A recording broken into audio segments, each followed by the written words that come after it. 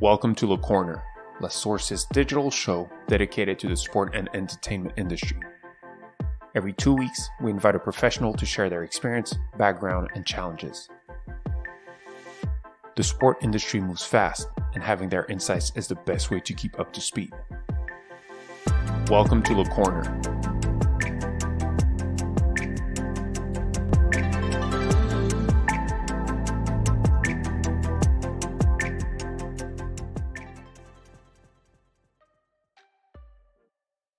Welcome to the 23rd episode of LeCorner. This is my great pleasure to have found some time to speak with Jason Roberts, Concacaf's Director of Development. Jason is a former Premier League football player, starting his career at Ace Football Club back in the mid-90s until his retirement in 2014.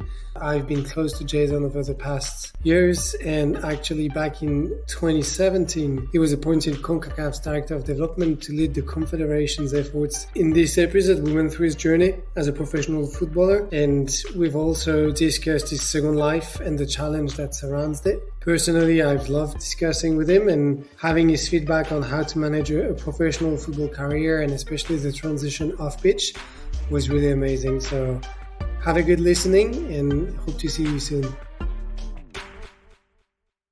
Hi, Jason. How are you doing? I'm great, JB. Great to be on. Thank you very much for the invitation.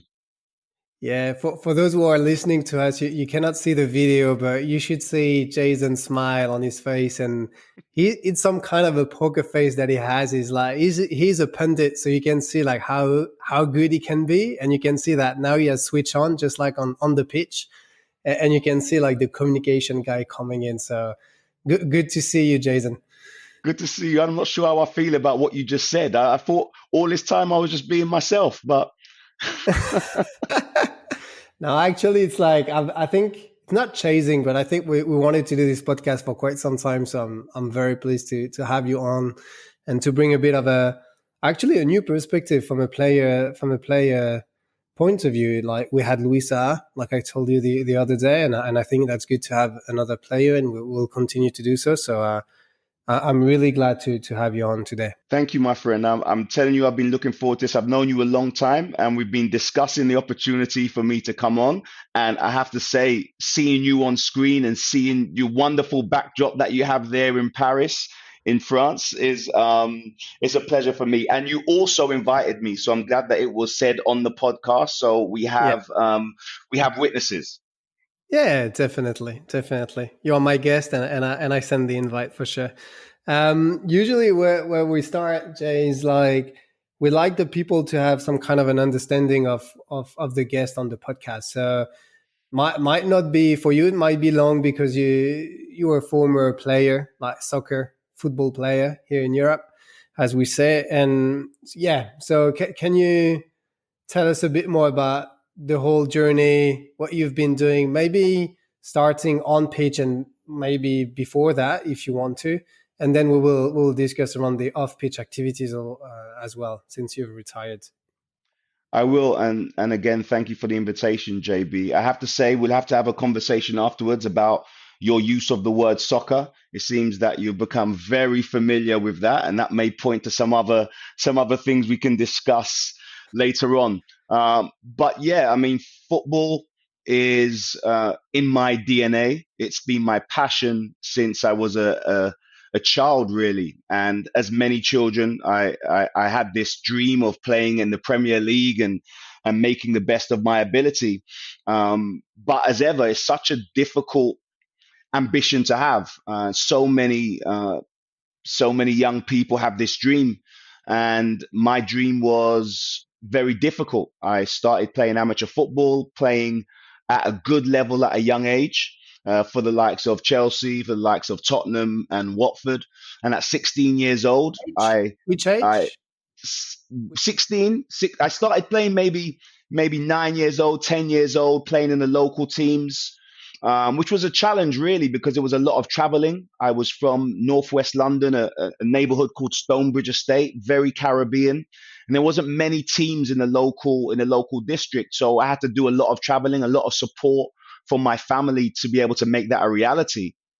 And even, joining Tottenham as a 13-year-old, getting to the other side of London was very difficult, was one of the challenges that I faced. But as I got older and I was progressing up the ranks and doing fairly well, playing for the likes of Watford. I moved to Chelsea as a 16-year-old. And in England at that time, there was the youth training scheme. You would leave school and you would Mm. go into an apprenticeship where you would not only train, but you would also do jobs around the building. You clean people's boots, you'd clean up That the was during the dressing 90s, rooms. right? That Yeah, was during the those were those 90s. Yeah. days. And I have to tell you, it was interesting because, there was a lot of camaraderie built amongst the group.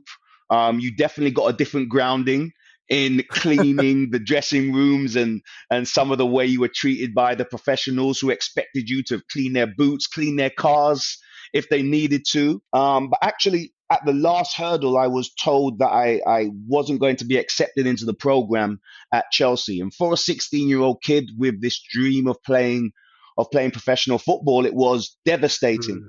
Mm. It knocked me really, really hard. And for the next 2 years, I didn't play football. I tried to find another Oh yeah, avenue. from 16 to Yeah, 18, I you stopped, you quit. 16 to 18, no football. Really trying to find myself as a young man who had a dream taken away from him. And I think this is a journey that we hear of more and more.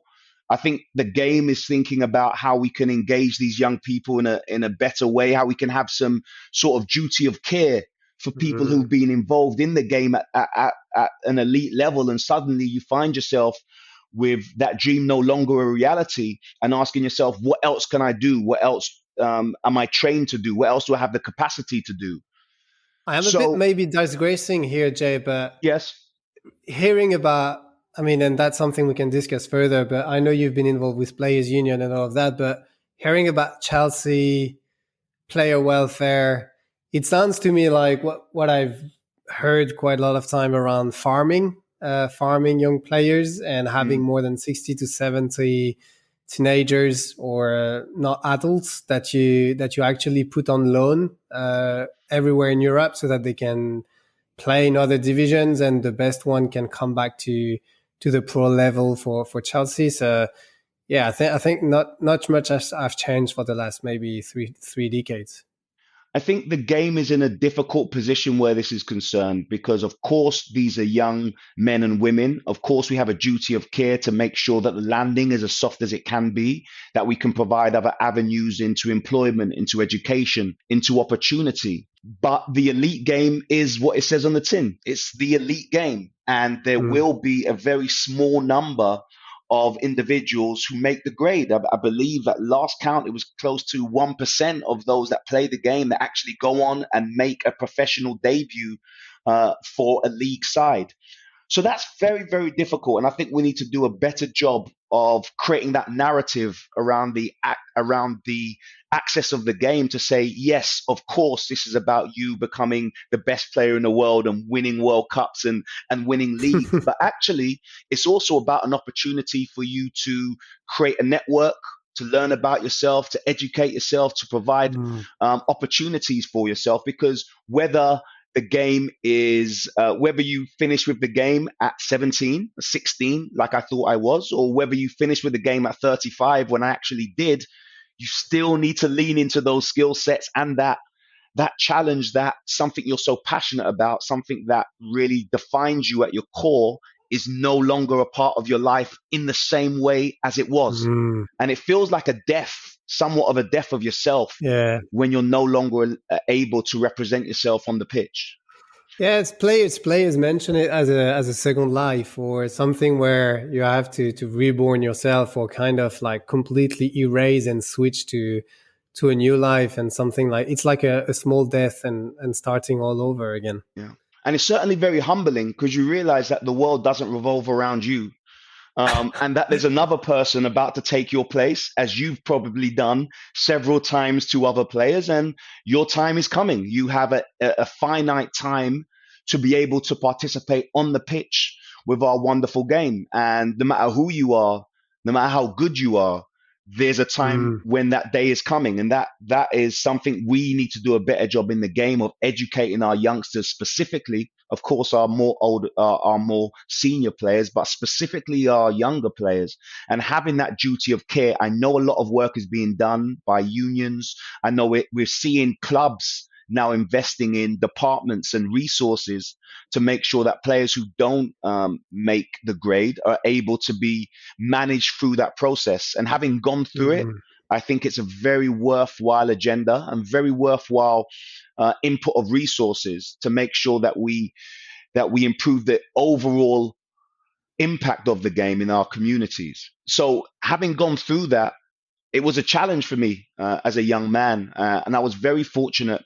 And I know we'll go into this later on, but I was extremely fortunate to be given an opportunity to attend some trials, to be given a second chance. I was about to ask you that. Like at 18, what makes you? Is it at the Wolves, I think, or Well, actually, JB, there's a stage before that, and I'm very fortunate, and I know we may speak later on about my family. I have family contacts within football. I have a footballing family and three uncles who played professional football, and it was really through their support, reaching out to clubs and trying to get me a trial, and I realized how fortunate I was and privileged that I had that support from people who had played the game and had seen the game from a different vantage point than I had at that time. So I had a trial at Hayes Football Club, which is an amateur club where all three of my uncles actually had some time playing for that club. And my time there was incredible. I fell in love with the game again. It wasn't about the money. It wasn't about being a Premier League player and playing in the World Cup. It was actually about the fact that I just wanted to explore how good I could become at playing football, regardless of the level. And I very rapidly made a name for myself. I don't think I was playing amateur football for more than 7-8 months before I was the record amateur transfer fee paid for a player. A very long time ago, £250,000 back then was considered a record. No one had ever paid that amount of money for an amateur player before. And I went into the professional game with Wolverhampton Wanderers, and my career progressed from Wolves, who were in the Championship at the time. Obviously, they're having a fantastic time now in the Premier League. I was transferred again, a record transfer to Bristol Rovers. I met some excellent coaches there and really improved my game and my understanding of the game. What were the best moments for you? Like, if you have one or two best and maybe the hardest ones, like in terms of like the lows and the ups. I mean, I guess, like you said, that's a complete other life. And I guess you had a first life from 0 to 16, and then a new life from 18 to 35, and then a third life again after your transition. But in this second life, what was if you have one or two memories like of the ups and the lows? Yes. JB, it's very difficult to highlight any. But what I will say is that my journey from Bristol Rovers to West Bromwich Albion to Wigan to Blackburn to Reading, all of that journey was at different levels, from the amateur game to Division 2, Division 1, the Championship, the Premier League, and of course playing for my country. So at every level, I thought, maybe this is the best it gets. Maybe I have to prove something to get to the next level. Some low moments, of course, was leaving Chelsea as a 16-year-old and thinking that football was no longer an opportunity for me. But another low level was making my debut season in the Premier League and realizing with West Bromwich Albion at 24 years old that I wasn't good enough. I wasn't nearly good enough for that level. And that was an extremely low moment. And the fact I was playing in the Premier League, making a living for myself, didn't help me with the reflection that I needed to do so much more. And I went back to the Championship, had a successful season, and came back bigger, stronger, better, and prepared to sacrifice to make the best of my ability. So whilst that was a low moment, some of my lowest moments have been at the highest level, when you realize that you need to do a lot more if you're going to share the pitch with world-class greats. You need to take every last bit of your passion and your ability to stay there.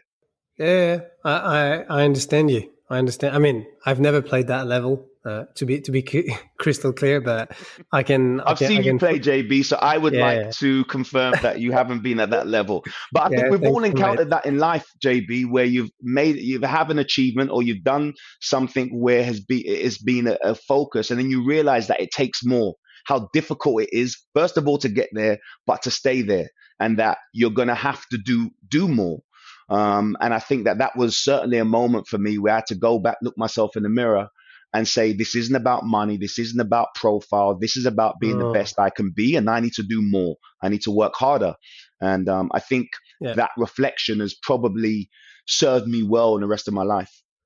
And just like for our listeners, like I've met you the first time. I think that was the time at UEFA where I was creating the UEFA MIP, so the Executive Master for International Players, and you were one of the pioneers in the first cohort. But from what you've just said, I feel like my next question was around why did you transition successfully on pitch to off pitch? And I guess what you've just said is like questioning yourself, always trying to do more, understanding that at some point it can stop like the next day, or that you've reached the limit and that nothing is granted, and that you need always to push harder or to make something different. I guess maybe this is the reason why you've also been looking at, okay, what's next for me? How can I transition off pitch in a successful way or in a good manner? I guess that's all related at the end of the day. It is, JB, but I wouldn't give myself that much credit. I would certainly say that, having my uncles, Cyril Regis, one of the first black players to play for England and to play in what was then the first division, David Regis, who played in the Premier League, my uncle Otis Roberts, who played in Europe. Having them around me really prepared me for the challenges in football and in transition from the pitch into my second life, as we've been referring to it. They always encouraged me to place myself in uncomfortable growth situations. Whilst I was Mm. playing in the Premier League, I was given the opportunity to host the 606 BBC 606 show, which was really a phone in to talk about the current events in football, the performances of other teams, and of course how your team is doing. If a million people would listen in and dial in and place their calls, and that was an extremely uncomfortable growth moment, but taking me out of my environment.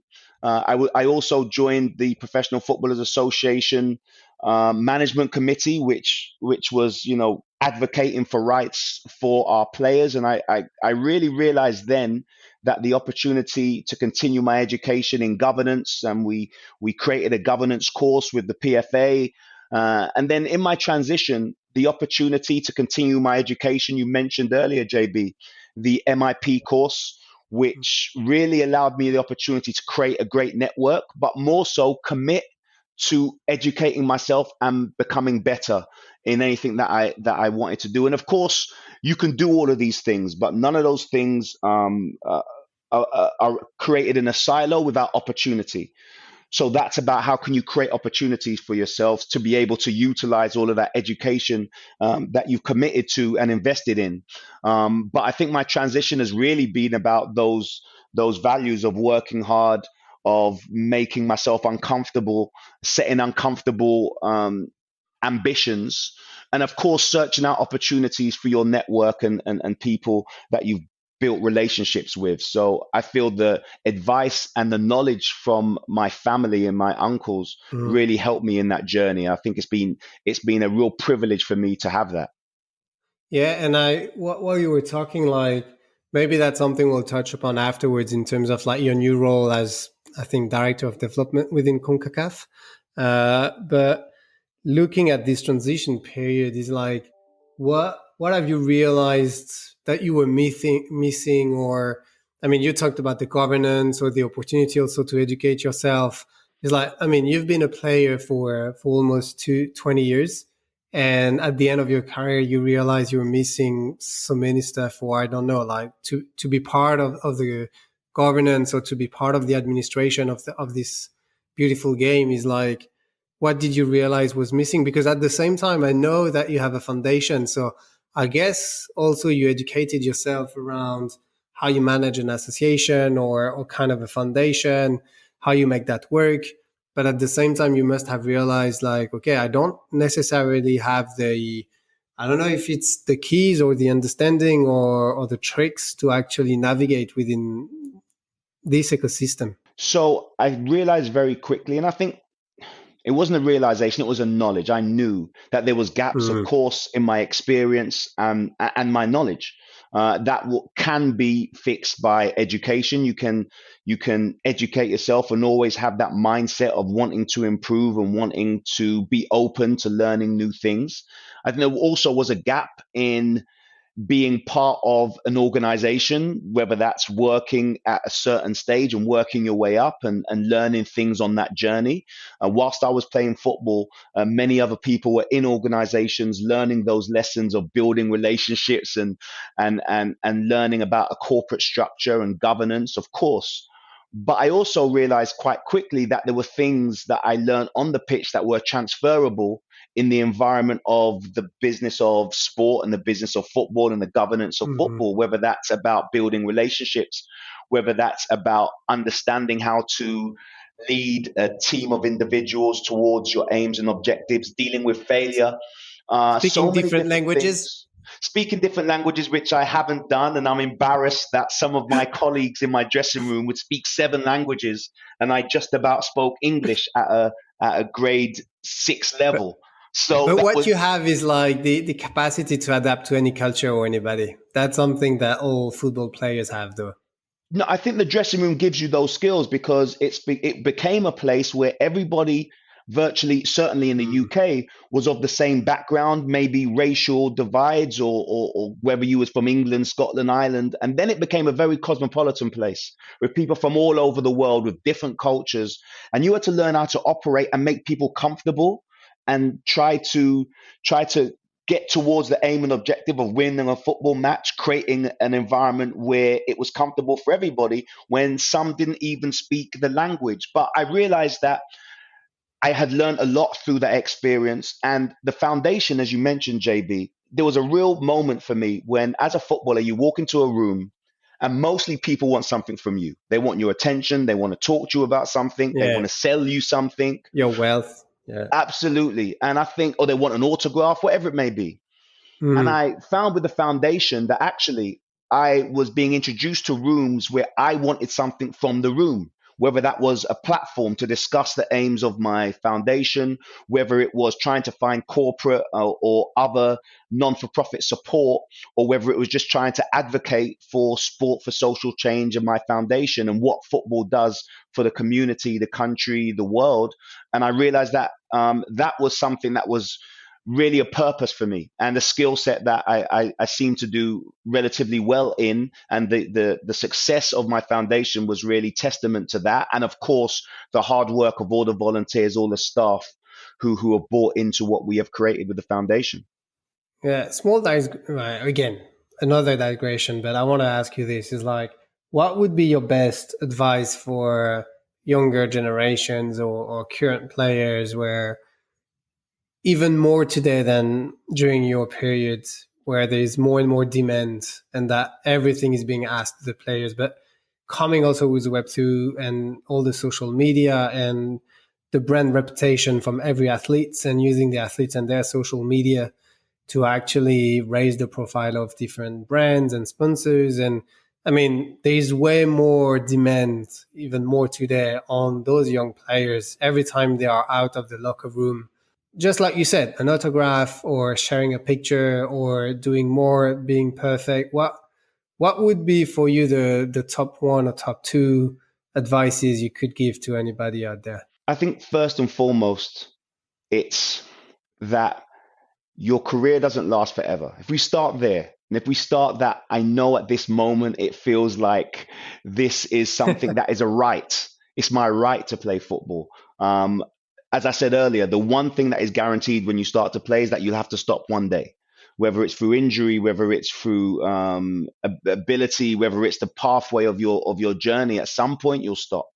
So appreciate every single moment. And I remember rolling my eyes at the older professionals telling me to enjoy the game and take every session as your last. but it really is something that's fundamental to your enjoyment of the sport. And then following on from that is to make sure that whilst you commit everything, while you give everything and enjoy this privilege we have of playing a sport, find other interests, make yourself uncomfortable in other ways. Football can become a bubble, it can become very comfortable in your environment. Surround yourself with different experiences, find other interests, and make yourself uncomfortable in your life and in your pursuits. Because yes, you've been successful. Yes, you have done a fantastic job in your career of football, but you need to ask yourself what comes next. And I think on the back of that is the education, the creating new networks of people, finding out who you are as an individual, all comes from appreciating where you are in that moment and also recognizing that you need to have a life outside of that bubble of football. I would say that would be my advice to any young player. Quite wise words. I do not say that often, but wise words, mate. I would say that if it's wise, it's because wiser people said it to me and I ignored it. So I would say to the younger players, be smarter than me and listen to some of the older players because they might have some advice. Yeah, all right, I see. So now I want us to discuss a bit more about your new role within Concacaf and what it takes, and maybe to present it a little bit, but also to tell us like what it feels like to be a former player and to do that and to be more into the off pitch, like I was saying, into the administration and trying to change things from within the governance. So just for our listeners, is like you're working at Concacaf. So Concacaf, just briefly, is one of the 6 confederations within FIFA, just like UEFA or CONMEBOL is another one. And so the territory of Central and North America is the one that you are trying to cover and develop. And you are the director of development. So concretely, I guess that your role is to improve grassroots, or to try to have increased the number of amateur players playing everywhere and increasing the level playing field. I guess that's how you guys say it from the more technical perspective. But yeah, if you can briefly tell us what does it mean to be director of development within such a confederation, and what are your daily activities? I certainly will, JB. But first of all, we opened in our opening. I didn't highlight the fact that the proudest moment of my career. I told you some low points, but the proudest moment was representing my country. My father was born in Grenada. It's a small island in the Caribbean, 100,000 people, 10 miles by 20 miles. And I represented Grenada since I was 22 until I was 30. And representing my country was by far my proudest moment and most fulfilling moments within football. And as a result of that, moving back to Grenada when I retired, I was fortunate enough to continue my education and be successful in landing the role of director of development for CONCACAF. So as you highlighted, JB, CONCACAF is a confederation for North America, Central America, and the Caribbean. 41 different countries, 41 different realities, 41 different opportunities to develop and manage and promote football. And that's our role, as well as running competitions like our Gold Cup, like our Nations League, like our CONCACAF women's qualifiers, which we've recently launched. And my role as director of development is to ensure that we have a holistic view of development. As you can imagine, 41 different realities, very different in every single country. So for people listening to us, I guess the United States and maybe Mexico would be the two. I mean, not the most advanced, but the one that are the most successful, maybe at elite level. But at the same time, you have plenty of other federations that are mostly amateur players that are trying to become more and more professional, and that you also have to help develop and raise the level of the game, more or less. Yes, it's a very sophisticated system and a diverse region. You're right, from the likes of USA, Mexico, Canada in North America to Central America, Nicaragua, Panama, Guatemala, Belize, and then you go to the Caribbean, Jamaica, Barbados, Grenada, Trinidad and Tobago. very different cultures before you even get Yeah. into the regions and the development of football and the languages, Dutch in the Dutch And how do Caribbean you and adapt to that? French. Like the level of maturity or of development Mm, is completely different. So yeah. how do you adapt to that? Yeah. Well, that's the exciting opportunity.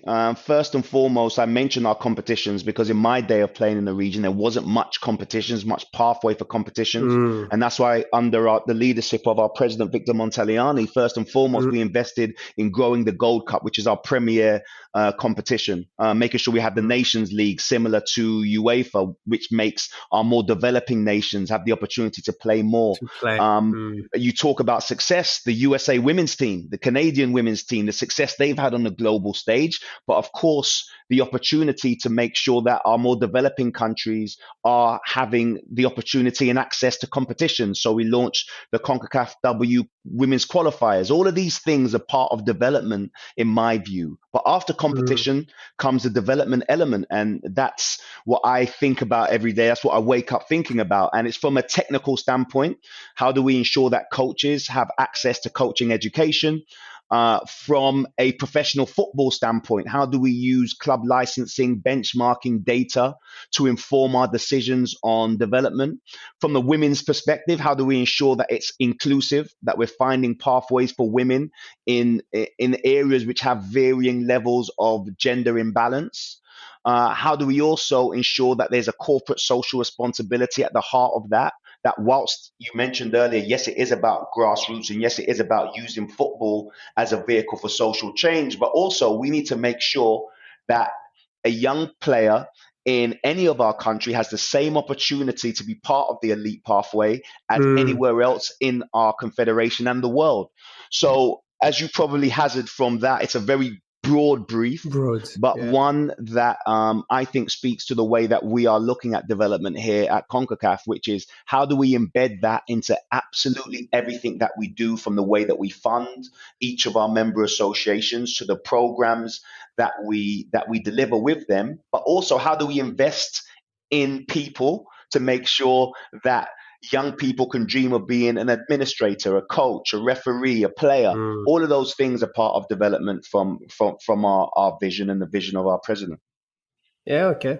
And you can retain also the talent to help them like grow at every national association level.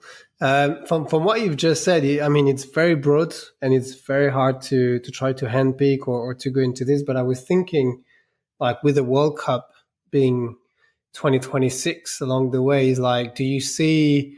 I mean, I was just thinking out there while you were talking, is like, do you have a clear roadmap, or do you see that as a clear opportunity for you to try to, for the region actually, in terms of like, this is going to be big for football. This is going to be like I would not say a big party, but there will be some excitement. Do you have plans? I guess the region is like getting ready for it more or less, and that you will use that to improve what you guys are doing today. Absolutely. And the United 2026 bid, a bid between USA, Mexico, Canada, it feels like a CONCACAF bid. It's driven by the leadership Mm, of CONCACAF and, of course, each of those member associations. So we now have the opportunity not just to showcase the World Cup within our region, which in itself is a huge achievement, and the opportunities to inspire a whole generation of people and for people to actually see the world's biggest showcase, but also to make sure that the legacy piece of that is Concacaf focused. I would hazard a guess that the legacy piece wouldn't be about new tournaments in the region mm, of USA, Mexico, Canada, and possibly will not be about new infrastructure in USA, yeah. Mexico, Canada. So how can we make sure that this legacy piece is really based around the development of football holistically within the whole of the region? I think that's certainly a focus for me. And the hope is that, yes, there's those tangible benefits of people seeing and feeling part of the biggest show in the world. But then there's also those untangibles about where does the resources go, where does the opportunity to use that power of football and the legacy of the World Cup to really inform our North Star of football, which is how can we develop, promote, and manage the sport. This is a Mm. huge opportunity for us, and one that I'm really proud to be a small part of. And on the back of it, I was just thinking like it's not. I don't think it's a tricky question, and just let me know if you don't want to answer it. But with the MLS, like the MLS, I guess the MLS must be a driving force in terms of like for the whole region. You mentioned Belize, Guatemala, whatever. We know the MLS is looking at taking some star player from Europe, mostly like at the end of their career, but today they are trying to get them earlier and earlier because they are being more and more attractive.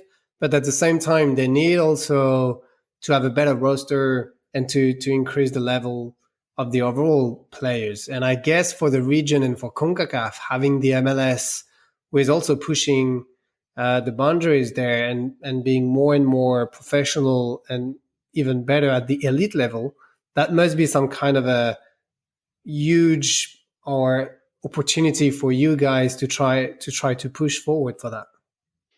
There's no doubt that the MLS is a big driver for um, for the region. There's no doubt about that. It's one of our premier leagues. I think what's exciting about what's happening at the MLS, and we've seen huge growth in regards to franchises from the business side, franchise valuations, etc. But I think also what people are not really focusing on is their investment into MLS Next, which is their youth development platform, Yeah. their investment into MLS2, which is creating reserve teams and new structures for their teams to develop local talent to recruit, not just within their country, but region wide, possibly globally, to be able to be in the market to compete for the best global talent and to develop that talent within the MLS. And we've seen that within the region. Liga MX in Mexico is really growing and finding new ways to promote their brand. In Canada, the Canadian Professional League is really doing a fantastic job of growing the grassroots and developing talent. You'll see the development of the Canadian Professional League and the likes of Alfonso Davies and Buchanan. These are talents that have been developed in Canada and are now performing at the highest level on the global stage. So I think we're seeing that more from our region, and hopefully that's an indication of what we're going to continue to see in Central America. We've seen really strong performances in our Champions League and some of our competitions from clubs from Central America. And in the Caribbean, we have some work to do in regards to the professionalization of the game. But again, that's an opportunity. We know that there's so much talent within our region. What we need to do is work with other stakeholders to provide opportunities and access for this young talent, and also to create new pathways for this talent to be seen and to be given the opportunity to make the best of what they have.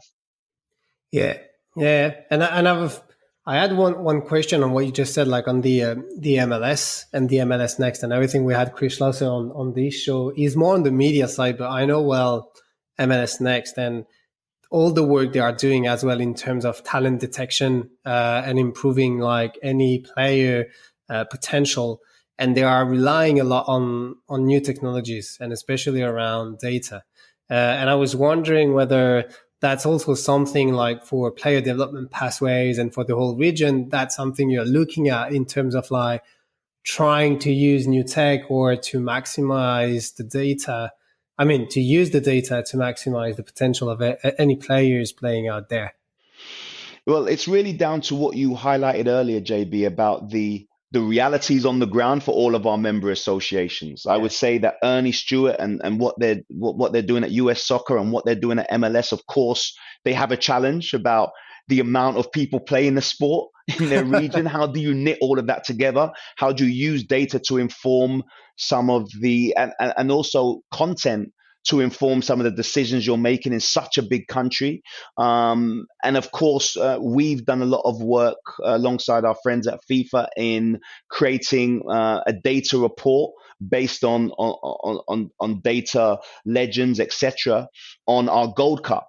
And whilst this will not seem like a huge step to many on the global context of football, for many of our member associations, never had any data around their teams, around their players, and around their style of play. All of these things are revolutionary, a game changer to them. But I want to speak a little bit about data JB, in regards to the work that we're doing, and we've invested a lot of resources under Jonathan Martinez, who heads up our Mm. professional football department, who I work very closely with, in a benchmarking report, a data report, which really collates a lot of information around players playing the game, the women's game, infrastructure, tournaments, competitions. And what we've really aimed to do is use some of this data to inform decision making for our member associations. Every MA, every national association is going to have a different reality, is going to have a different leadership, is going to have a different technical vision.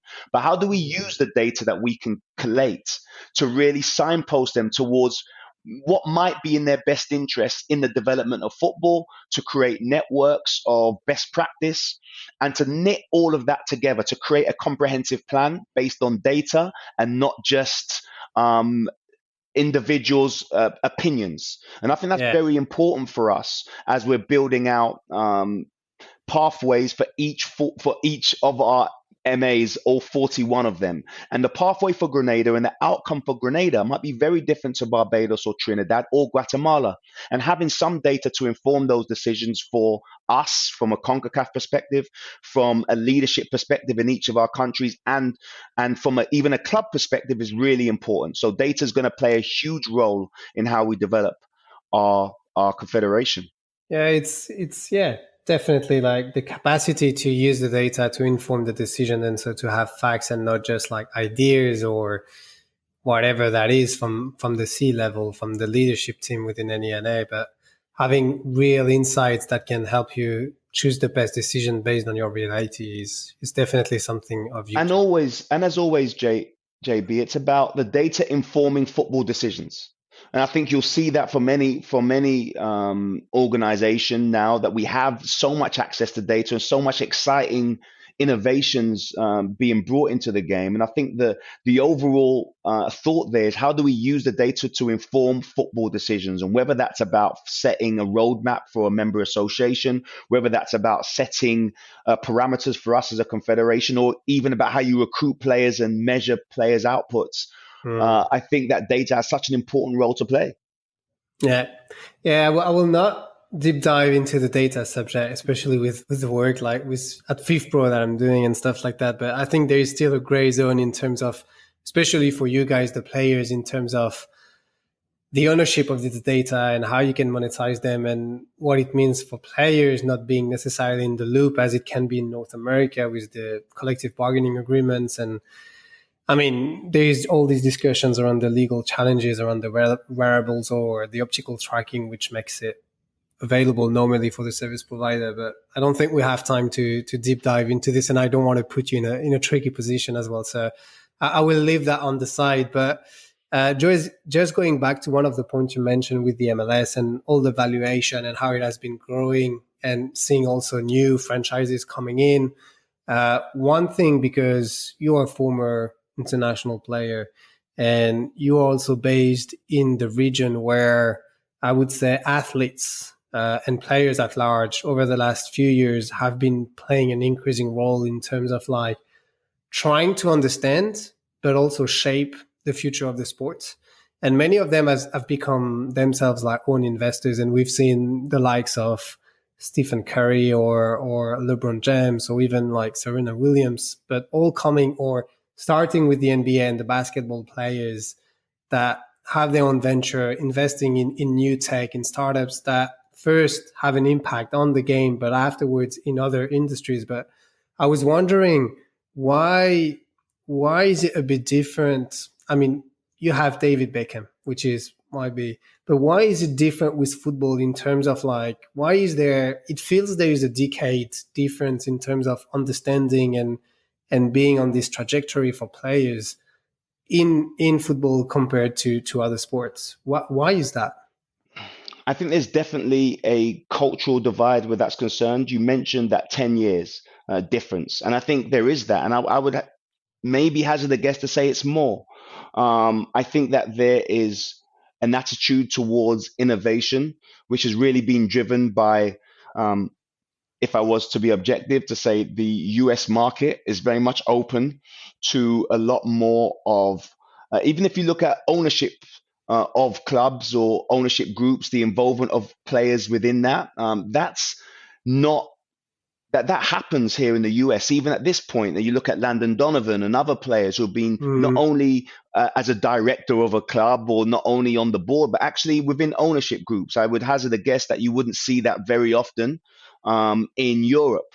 I'd also say in regards to being open to investing in different technology or different areas, I think that's something is very forward thinking here in the US, and I think that the setup around players and athletes in the US is somewhat different to what I've seen in Europe. In Europe, usually a player would have an agent, and that agent would look after your career. And I think in and around that, he would maybe head up as you become more established, maybe someone who would look after your social media and help you in these areas.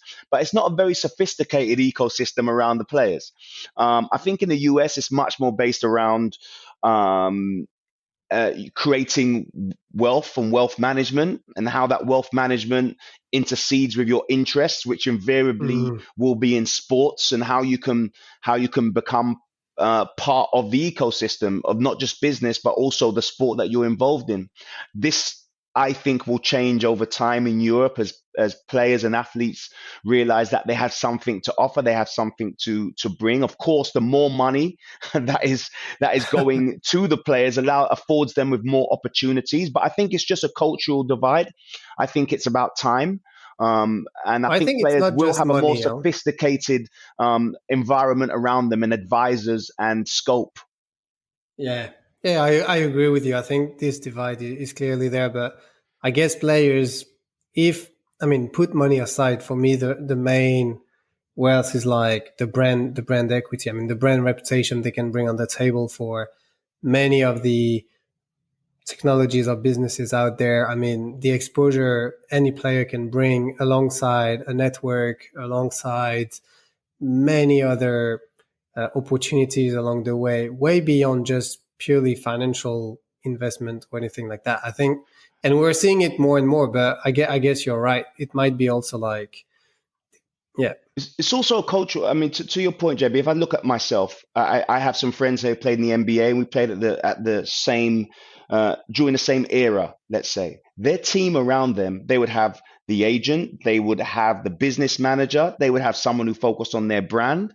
I was me and my agent, and that was it. Where maybe we looked at different ways to invest or different ways to run my career, but there was no role around business development. There was certainly no role around building a brand. I was very fortunate that I had insight from my family, which really helped me to, as I said earlier, put myself in positions which allowed people to think about me in a different way and of me in a different way. But it wasn't something that was really looked at from a 360-degree sort of vision. yeah. And I think that they do that much more in the US. I think it's a cultural thing, and I think that those athletes are leading the way in regards to building their brand. I say brand, I mean that's a difficult word, but building their position and building their network, and of course building their investments.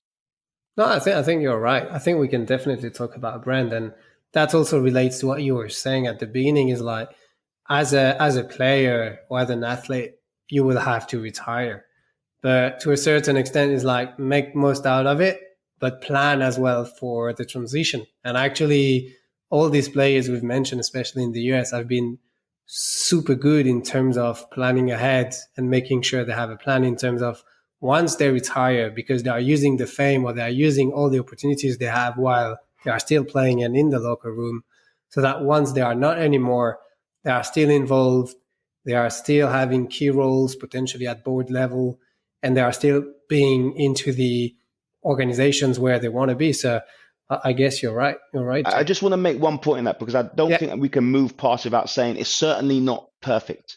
We have far too many athletes bankrupt, far too many athletes within yeah. 5 years of retiring of the game. I believe the statistics at last look in the Premier League where I played, 1 out of 3 bankrupt within 5 years, 3 out of 5 divorced.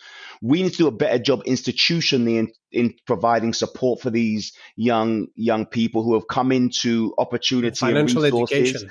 Absolutely. And maybe as an institution doing more. I know from the union perspective and from the league, etc., there's things that I believe that could be done that sort of lessens the burden on the athlete and allows them to concentrate on their sport while still allowing them to live a very, very privileged life, which they've deserved. But I think we need to think about how we can provide more support, whether that's in education, whether that's putting things in place around saving and investments.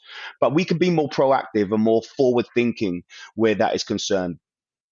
Cool, Jay. That's the way to end this podcast. I mean, we've reached out like the time, so as a conclusion, we could not do better. That was not planned, but I just love it. Maybe just a thank you once again for the time. I mean, really appreciate you making the time and sharing all these insights and stories. We usually like to ask a last question around like if you have any like movie or book series to share or something that I've been like not a game changer for you, but something you would recommend to our audience. Yeah, And if so not, you can tell me later. I mean, that's fine. no. Actually, I'm trying my best to. And first of all, before I say that, thank you, JB, for the invitation. This has been wonderful, and I'll definitely bank on that invitation to Paris. I believe you said I'd be able to stay in your apartment, so I look forward to that. And feel free to leave Be my me to guest. be there by myself. But actually, as ever, you If try you to invite me improve to yourself. Miami, that's fine. I Like, didn't be my commit to that. guest. No, I didn't commit to any invite to Miami, but you did commit to an invite to Paris, which I'll be taking you up on.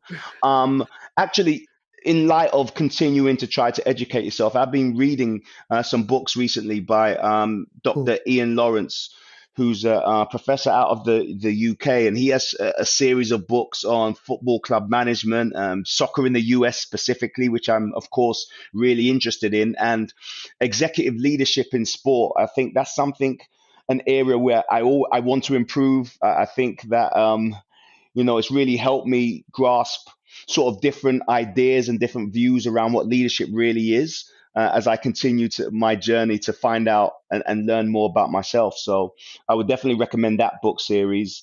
And other than that, if the athlete in me can't get away from Michael Jordan's Netflix, I'm not sure if it was a Netflix, but the series he put on, remind me what it was called, JB? Shit. I don't remember. It's like Change the Game or like. Yeah, I can't remember what it's called, but that documentary, when you talk about leadership and dynamics in the dressing room and how he perceived himself and his leadership style, but how everybody else did. And at the root of it, all he wanted to do was win. But to see the different dynamics, the last dance, to see the different dynamics and how that affected everyone around him, I thought that was really fascinating. Yeah. All right. Cool. Thank you, Jay. Thank you, Jay, for the time and for this. I don't know if I will be reading everything, but for sure I will try to do so. Thanks, man. Thank you, my friend. Thanks for listening to our podcast. We hope you enjoy it as much as we love creating them. If you like the episode, feel free to comment, rate, and share with people around you. You can visit our website, www.lastsource.io, to learn more about our activities. You will discover a wide range of articles and can subscribe to our newsletter to receive the latest tech and sports news in your mailbox every month. Stay tuned for new episodes. Le Corner.